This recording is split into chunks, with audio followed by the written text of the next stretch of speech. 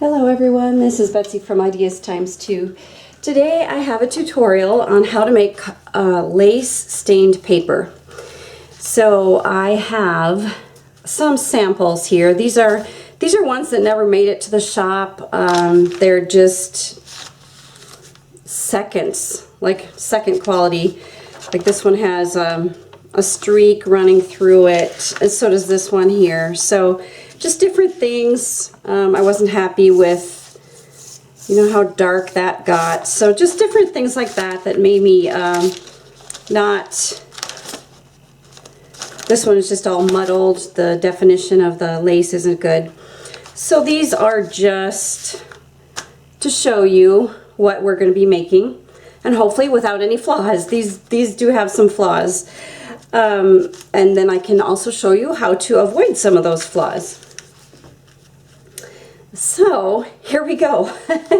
Here we go. I'll let you know the things you will need. So let me just leave this here so you can have something to look at. You will need a covering for your table. I tried the heavy plastic paint drop cloths, but it was really hard to get the wrinkles out. And when you can't get the wrinkles out, it raises up your paper and it just doesn't work for making a clear image. If I can find any like that, where the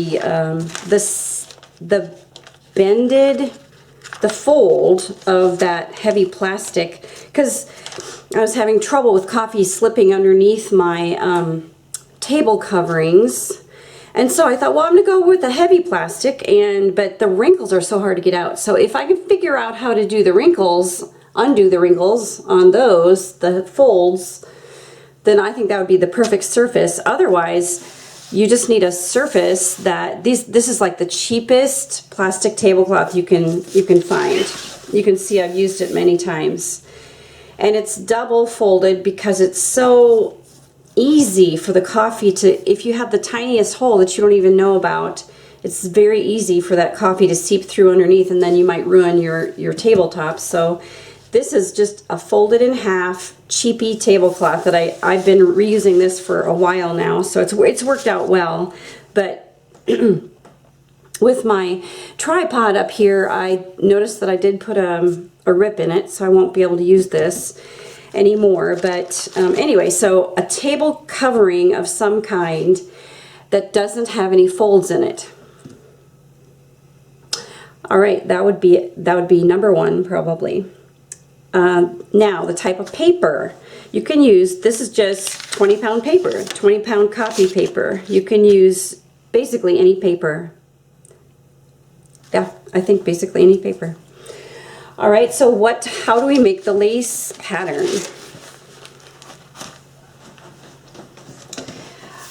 From the mid-century, they produced plastic lace tablecloths, placemats, doilies. And I think it was just so, because they look real, like real crochet, but they didn't have to mess with stains or making them or anything like that. So I don't know, they just came up with the plastic. And that's what we're using. So these were purchased on Etsy. Some of them were purchased on eBay.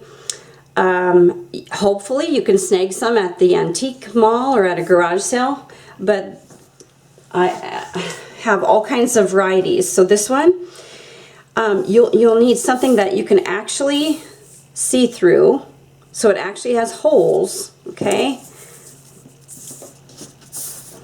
And this one, let me explain. Let me make sure I'm in frame there. So here, this one, it does have holes in the center mostly and on the edges, but this one also has sort of like a mesh, and they are very fine holes, and this actually makes a really good impression too. It gives you like a crosshatch look on your paper, so this one actually works too. If this were solid, and I'm trying to hold it up to my light, they are actually holes. But if this were solid, it does not translate well onto paper. So that type of thing works too. I have a round one here. that has lots of holes, not lots of big holes. That makes a super dark impression. So I guess I don't need to show you too many more samples. I will show you this one.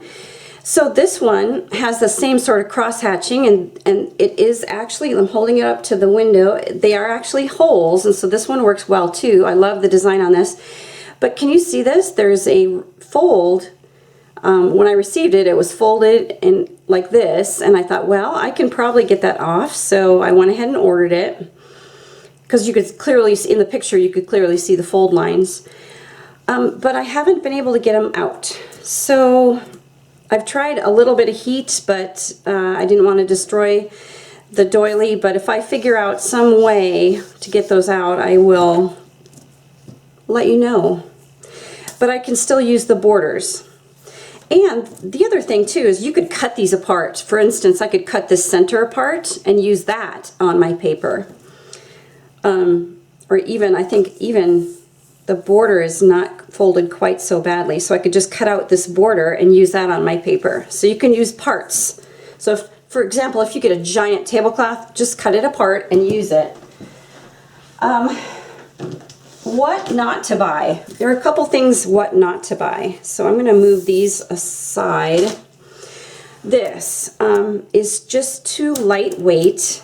There's not a lot of surface area. And I've never had success with this type, so I would be cautious about buying this, something like that. I've kept them because I haven't given up on them yet, but I probably should, because they're disappointing every time. But it's just so lightweight that it doesn't suction onto the paper, which I'll tell you about in a second. And here's another example of that type that are not good to use. So you can see there's a huge difference. There's a huge difference between something like this and something like this. I think these designs would be so cool, but they are just not working. Not having it. Another thing that works well is shelf paper, shelf liner. I mean, not paper, but shelf liner. So this is a plastic liner, and you can see all that fun texture on there. These work phenomenal too, phenomenally. Okay, so that's about enough of that, I think. Any type of paper, those plastic doilies from the 50s, I believe it is. And the next thing we're going to use is coffee. So this water is very warm, and I'm using instant coffee. Nothing special about this coffee. I'm pretty sure I could actually buy some from the dollar store or something like that. This happens to be Maxwell House, which is a well-known brand in the United States. But any brand will do. Just make a good strong coffee. So this calls for 2 tablespoons per 6 ounces. So I have more than 6 ounces here, and these are way more than tablespoons. But I'm going to drop in about 3 of these heaping tablespoons, mix this up and see what I think. Okay. If when you get going and you're discovering that your coffee wasn't very dark, it's not a problem. I'll show you how to take care of that. Okay, so that's looking pretty dark.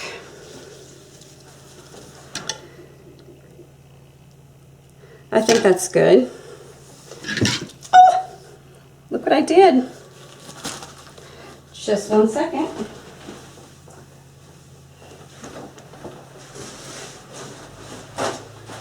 Okay, so as not to give up on this video, I'm gonna sop and mop. It's no big deal. No big deal. I did drip down just a tiny, tiny bit.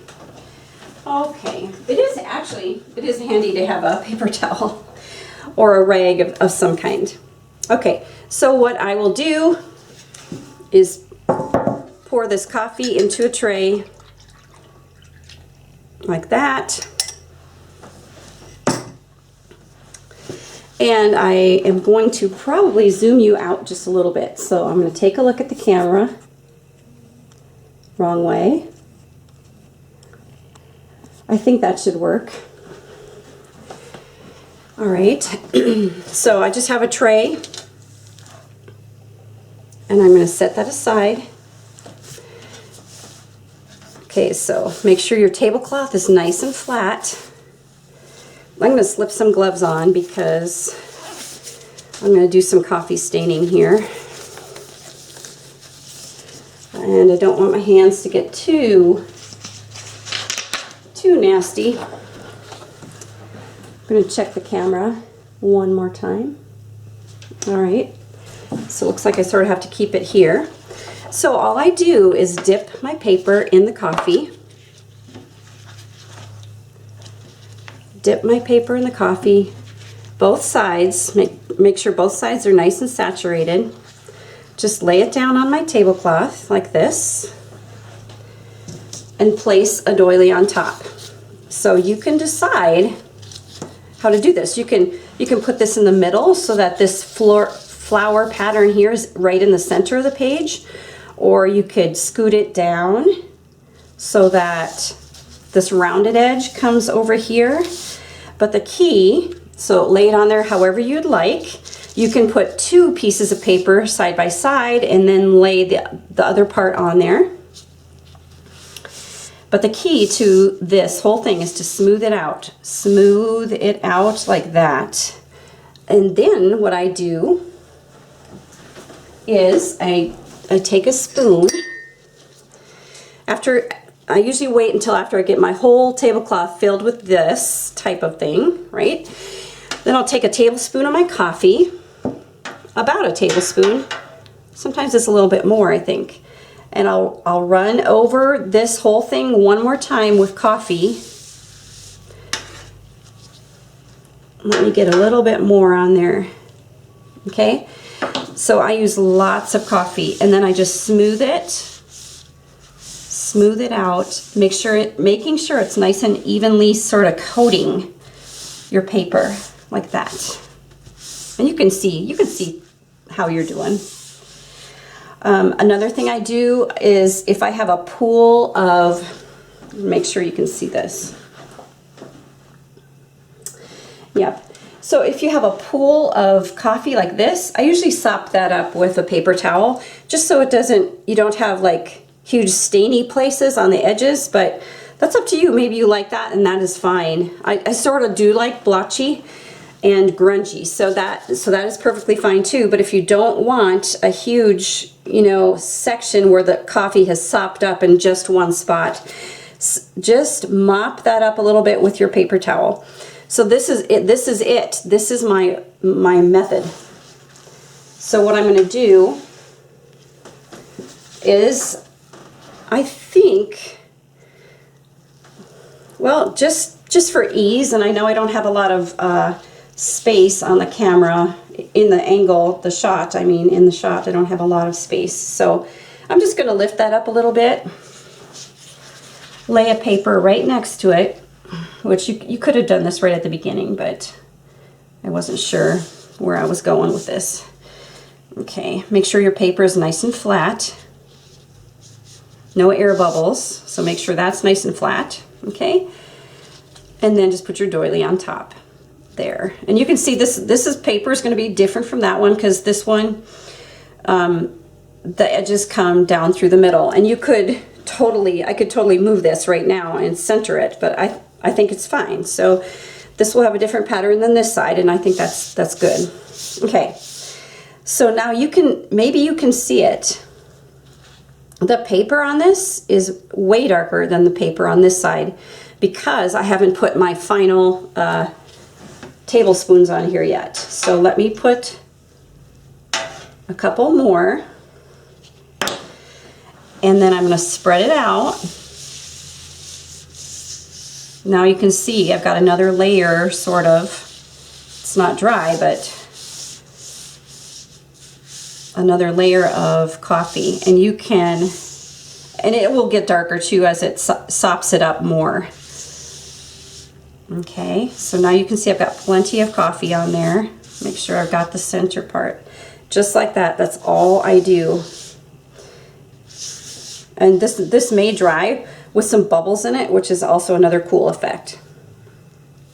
Okay, So this is how I do it now. How to dry it. I have dried it with a blow dryer just because I was impatient, which is fine and it works perfectly fine, but you have to be very careful not to make the air blow underneath so that the doily is lifting up as it's drying. So that's the only problem with that.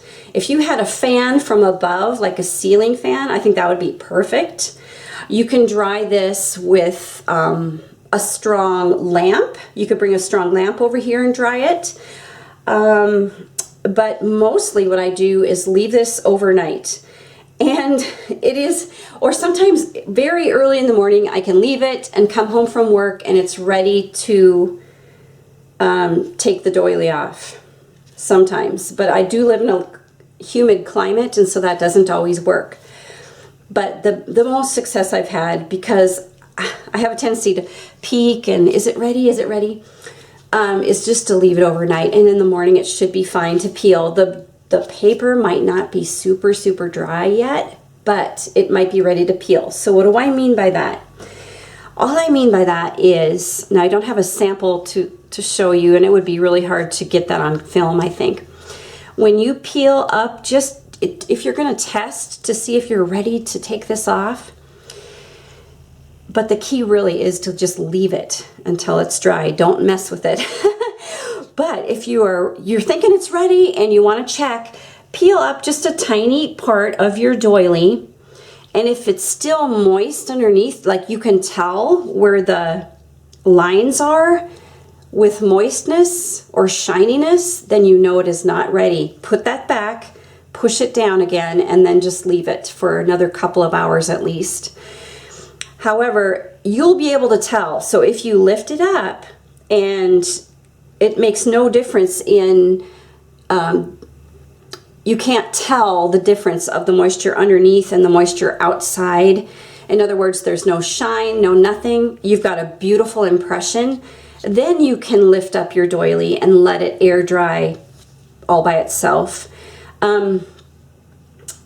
But you do have to be careful. Another warning, I guess, is to be careful if you're lifting up these edges and, oh, it looks perfect, and so you just whip it off, and then you discover in the middle it wasn't dry.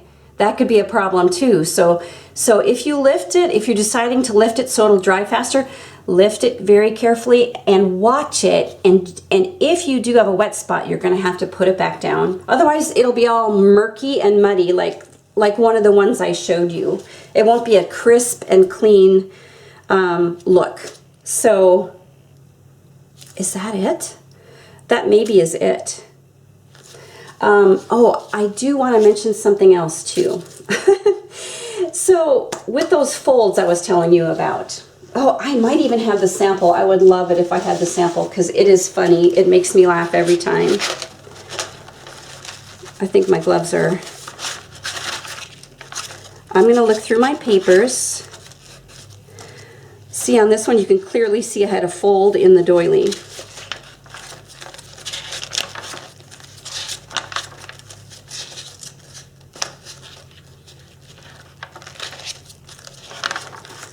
I did a whole batch and I had the wrong side of my drip cloth. I had the same drop cloth. I mean, the same drop cloth I used for paper marbling I was using for my coffee staining, and one time it was a clear drop cloth, and so one time I had the wrong side up. So I had the paint side up, and so I have all these beautiful paint splatters on some of these papers.